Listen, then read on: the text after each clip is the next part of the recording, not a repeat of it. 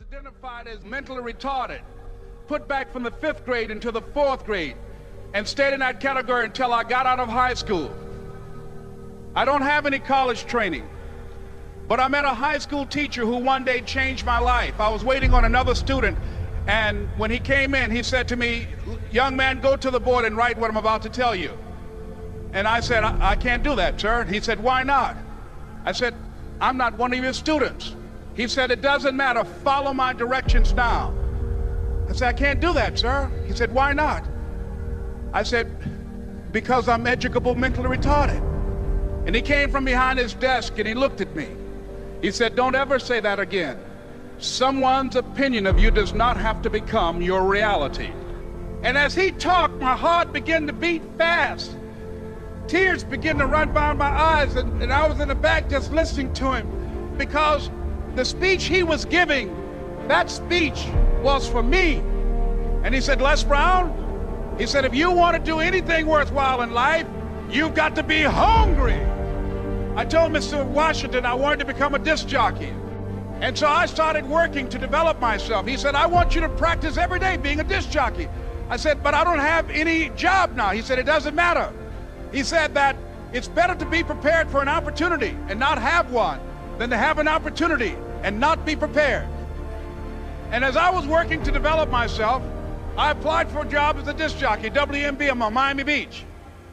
I went to a guy named Milton Butterball. I said, "How you doing, Mr. Butterball? I'd like to get a job as a disc jockey." He looked at me, he said, "You have any broadcast background?" I said, "No, sir, I don't." "You have any journalism background?" I said, "No, sir, I don't." He said, "We don't have any jobs available." I said, "Yes, sir."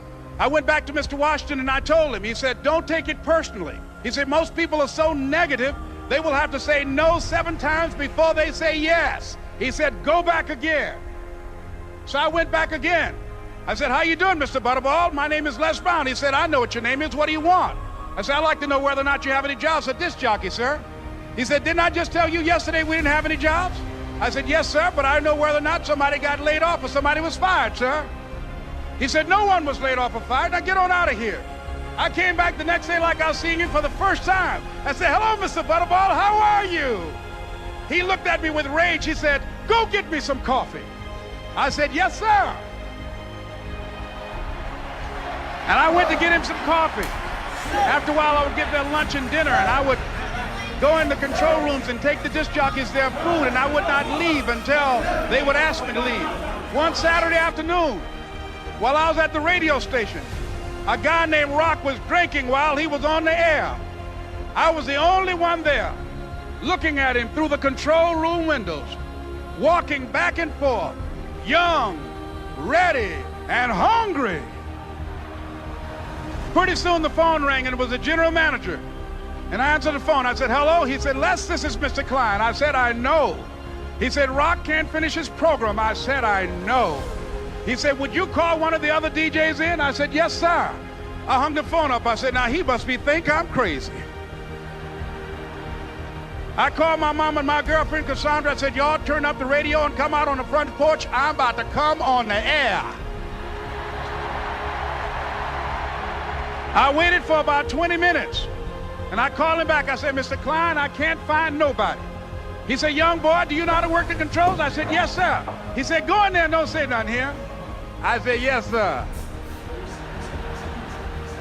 I couldn't wait to get behind those controls. I put on an old Stevie Wonder record called Fingertips. I sat down behind that turntable. I said, "Look out, this is me, LB Triple P, Les Brown, your platter playing papa. There were none before me, and there will be none after me. Therefore, that makes me the one and only. Young and single and love to mingle, certified, bona fide, indubitably qualified to bring you satisfaction, a whole lot of action. Look out, baby, I'm your love man." I was hungry.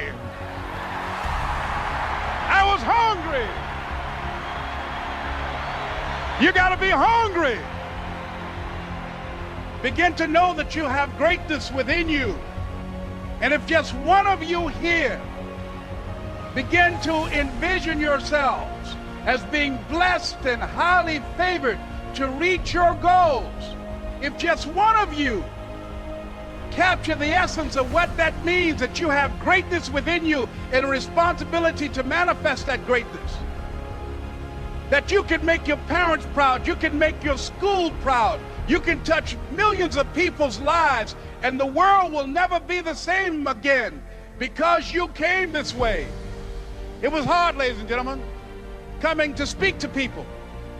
And I was facing financial difficulties in my own life.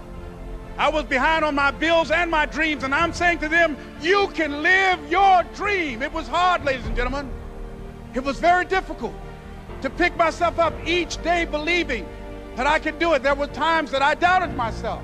I used to ask myself, can I do this? And something said within me, you're the one. Don't give up on your dream.